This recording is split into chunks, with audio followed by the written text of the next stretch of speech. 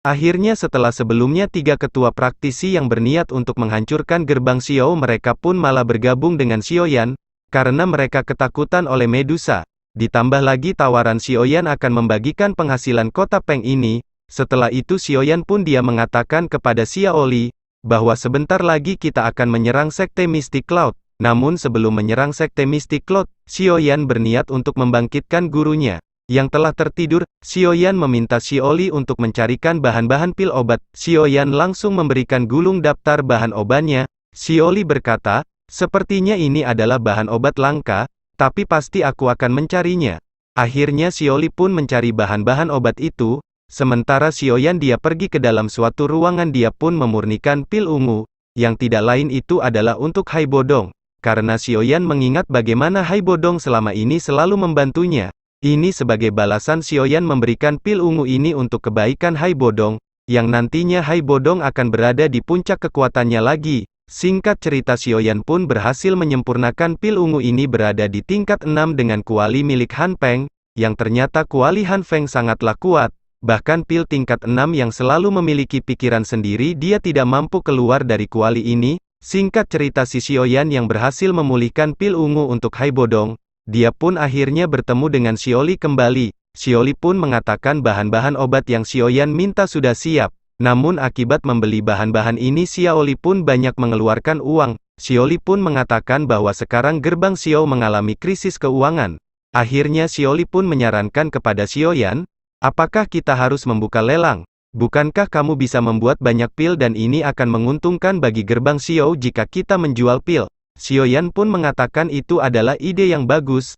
Akhirnya mereka memutuskan untuk membuka lelang di kota Peng ini.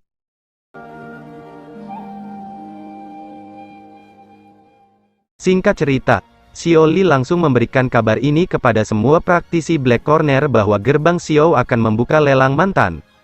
Akhirnya setelah pengumuman Xiaoli yang mengatakan gerbang Xiao akan membuka sebuah lelang, berita langsung menyebar ke semua area Black Corner. Mungkin karena berita ini sudah masuk TV One dan Metro TV, jadi dengan cepat tersebar. Lelang besar yang akan diadakan oleh gerbang Xiao, banyak praktisi-praktisi kuat yang akan datang ke dalam lelang ini. Singkat cerita beberapa hari pun telah berlalu. Hari lelang pun akan segera dimulai. Sekarang banyak praktisi kuat dari Black Corner bermunculan menuju gerbang Xiao untuk mengikuti lelang mantan, lelang batu akik, dan lelang pil obat. Sekarang banyak orang telah berkumpul di tempat gerbang Xiao. Dan sangat mengejutkan dalam lelang ini banyak praktisi-praktisi yang sebelumnya di bawah kendali Han Peng pun muncul. Mungkin mereka pun ingin tahu siapakah sosok pemimpin dari gerbang Xiao yang telah menguasai kota Peng. Orang-orang ini awalnya di bawah kendali Han Feng. Di sisi lain 3 praktisi sebelumnya yang telah bergabung dengan Xiaoyan mereka juga ikut dalam lelang tersebut. Mereka pun membawa banyak pasukan untuk menjaga lelang ini, karena mereka sekarang juga telah termasuk kelompok gerbang Xiao. Singkat cerita hari pelelangan mantan akan segera dimulai. Jadi guys, jika kalian punya mantan bisa dilelang di sini juga ya hehe. Sekarang 3 praktisi yang telah bergabung dengan Xiaoyan, mereka pun telah berkumpul ikut dalam lelang ini, dan begitu pula para warga Bandung, yang ikut dalam lelang ini juga banyak orang telah berada dalam lelang ini. Mereka pun ingin melihat pil-pil obat apakah yang ditawarkan dalam lelang ini. Karena mereka mengetahui bahwa ketua gerbang Xiao adalah seorang alkemis, maka mereka penasaran benda-benda yang akan ditawarkan. Singkat cerita lelang pun akan dimulai yang menjadi pemandu acara yaitu Xiaoli. Pria bertopeng ini kita anggap saja Xiaoli ya. Sekarang Xiaoli pun akan memulai lelang besar ini. Sekarang Xiaoli pun akan memperlihatkan pil-pil obat yang telah dibuat Xiaoyan dalam lelang ini. Namun ketika Xiaoli akan memperlihatkan banyak pil-pil obat, tiba-tiba beberapa orang muncul yang tidak lain itu adalah Master Gold dan Master Silver. Jika kalian ingat Master Gold dan Master Silver adalah anak buah Han Feng, yang mampu melawan ketua pertama Suqian, ternyata dia pun muncul dalam lelang ini. Dia pun penasaran dengan ketua gerbang Xiao. Di sini dia pun sangat marah karena pemandu lelang ini, hanya seseorang di tingkat doang. Mereka pun menginginkan ketua gerbang Xiao untuk muncul dalam lelang ini. Di sini mereka pun akan mengacaukan lelang besar yang akan digelar oleh gerbang Xiao. Mereka tidak ingin dipandu oleh seseorang yang berkekuatan rendah. Master Golden dan Master Silver ingin ketua gerbang Xiao sekarang muncul, untuk menjadi pembicara dalam lelang ini. Master Golden dan Master Silver mereka pun telah bersiap untuk menghancurkan pelelangan yang akan diadakan oleh Gerbang Xiao. Mereka pun mengatakan kalian tidak pantas untuk membuka lelang ini, yang pantas membuka lelang ini hanyalah Han Feng. Lebih baik kalian membubarkan lelang ini dan pergi dari Black Corner. Sekarang Xiaoli pun dia sangat marah karena acara pelelangan telah dikacaukan oleh Master Gold dan Master Silver. Ini adalah sebuah penghinaan besar. Xiaoli pun akan bersiap berperang melawan Master Gold dan Master Silver. Namun ketika Xiaoli akan menyerang, tiba-tiba Sang Matic Glory pun muncul. Dia mengatakan, ada apa dek, mau aku buat turu? Xiaoyan pun mengatakan, apakah kalian ingin aku buat turu juga seperti Han Peng? Han Peng telah berhasil aku kalahkan. Apakah aku salah mengambil kemenangan setelah aku menghabisi Han Feng? Master Gold dan Master Silver dia pun melotot. Dia sangat kaget, dia tidak menyangka Ketua Gerbang Xiao adalah Xiaoyan. Master Gold dan Master Silver mengatakan, Xiaoyan, kamu tidak tahu diri. Setelah kamu menghabisi Han Feng, dan sekarang kamu mengambil kota yang dulunya adalah milik Han Peng, dan aku tidak menyangka kamu membuat praktisi di Black Corner ini. Menanggapi hal itu Xiaoyan mengatakan, Han Feng telah mati, dan organisasi hitam sekarang telah bubar. Pemenang pertempuran akan menjadi raja atau Matic Glory, sedangkan yang kalah akan menjadi bandit, atau Epic Glory. Mendengar perkataan itu Master Gold dan Master Silver mereka semakin murka. Mereka mengatakan, aku tidak rela kota Peng diambil oleh seseorang yang telah menghabisi Han Peng. Xiaoyan pun mengatakan sambil tersenyum, jika kamu mampu dek, kamu bisa rebut kota ini dari aku Sang Matic Glory. Sekarang emosi dari Master Gold dan Master Silver tidak terbendung lagi. Mereka sudah akan bersiap berperang melawan Xiaoyan. Dan begitu pula organisasi hitam yang sebelumnya telah dibubarkan, mereka pun bersorak untuk segera menghabisi Xiaoyan. Cerita pun berpindah kepada 3 praktisi yang sebelumnya telah bergabung dengan Xiaoyan. Mereka pun hanya tersenyum melihat kebodohan dari Master Gold dan Master Silver. Karena mereka belum mengetahui bahwa Xiaoyan memiliki seorang dojong yang berada di sampingnya. Di sisi lain Xiaoli pun segera memerintahkan pasukan dari Gerbang Xiao untuk bersiap berperang melawan Master Gold dan Master Silver. Kemudian Master Gold dan Master Silver mengatakan bahwa hari ini aku akan membalas apa yang telah kamu lakukan kepada pemimpin kami Han Peng. Kemudian Xiaoyan pun tersenyum, sepertinya aku harus memperlihatkan seseorang agar kalian menjadi tunduk. Akhirnya Xiaoyan memanggil Ratu Medusa. Dengan seketika Ratu Medusa pun muncul di tengah-tengah area pelelangan, dengan warna merah darah menyelimuti tubuhnya membuat Master Gold Master Silver pun mereka terkejut.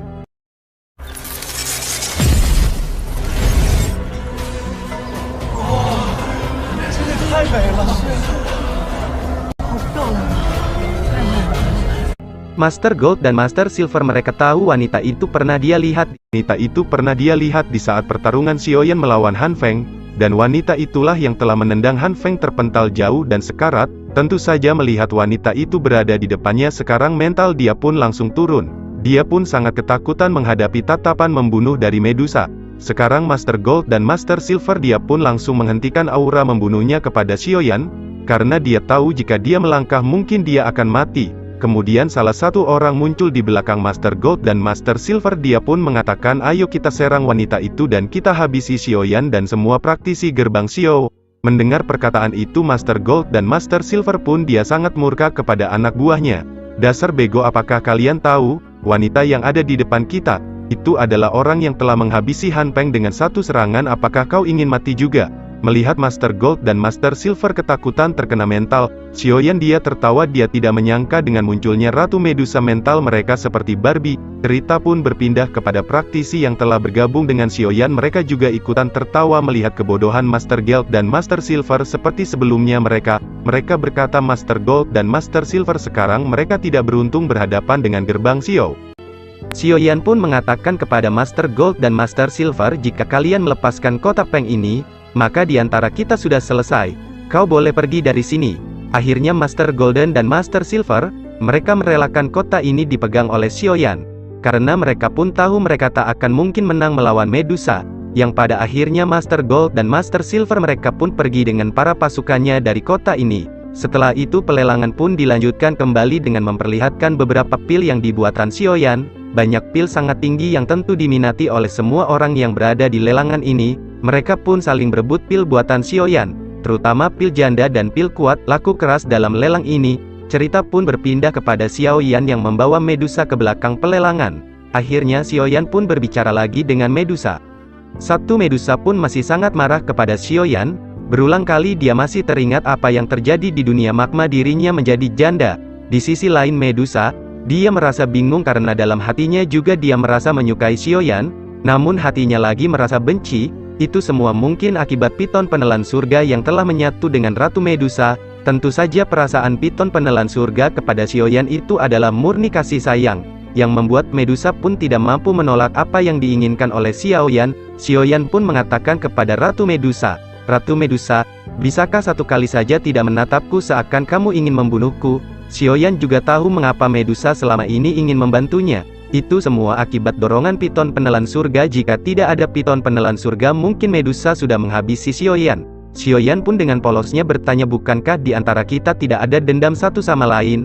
Medusa yang mendengar itu tentu saja dia sangat murka. Medusa menganggap Xiaoyan ingin lepas apa yang telah dia lakukan di dunia magma.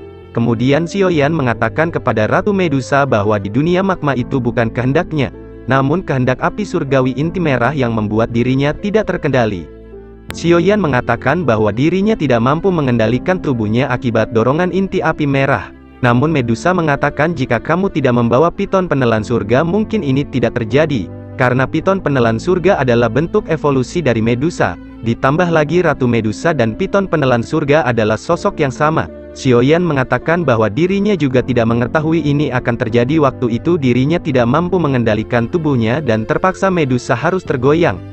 Kemudian setelah itu Medusa pun mengatakan kepada Xiaoyan, "Apakah kamu tahu, jika dari bangsa kami ada yang digoyang paksa, maka kami harus membawa kepalanya dan menguburkannya di suatu tempat." Xiaoyan yang mendengar itu pun dia sangat terkejut dan dia merasa ketakutan atas perkataan dari Medusa. Xiaoyan mengatakan kepada Medusa, "Apakah benar Medusa benar akan berniat membawa kepalanya?" Medusa berkata, "Untuk sekarang lebih baik kamu bersiap untuk membuatkanku pil pencairan roh.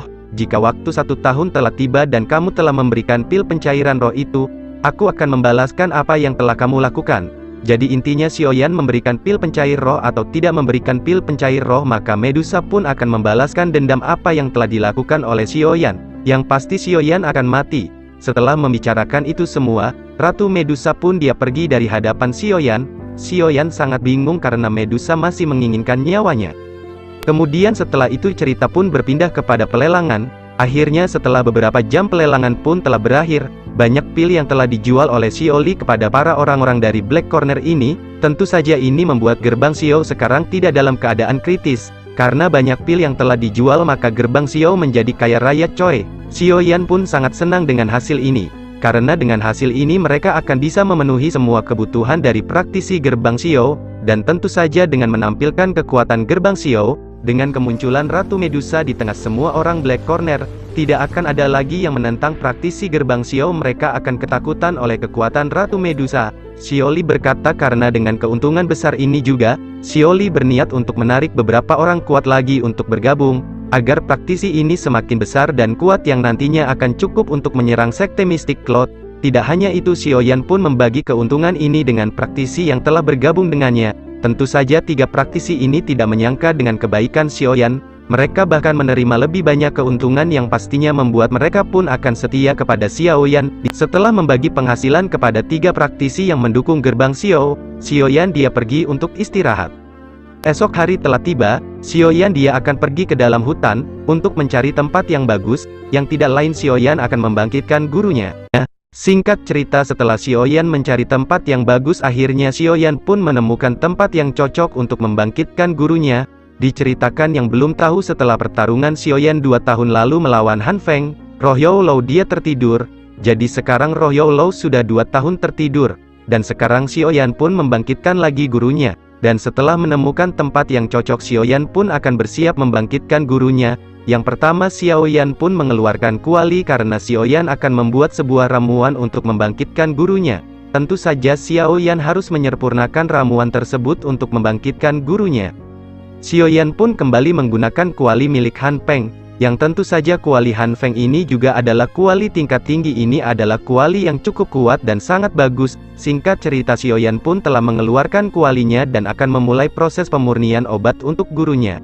Dan tidak lama setelah itu Xiaoyan pun langsung mengeluarkan bahan-bahan obat untuk pemurnian pil untuk gurunya. Singkat cerita, Xiaoyan pun langsung memasukkan bahan-bahan pil obat tersebut kepada kuali yang telah disediakan sebelumnya, dan setelah bahan obat masuk, Xiaoyan mengeluarkan api surgawi biru gelapnya dengan seketika muncul dan langsung menyemburkannya ke kuali yang sebelumnya Xiaoyan siapkan. Sekarang Xiaoyan berusaha untuk memulihkan pil untuk gurunya, namun tanpa diduga membuat pil untuk membangkitkan gurunya ini memerlukan waktu yang sangat lama.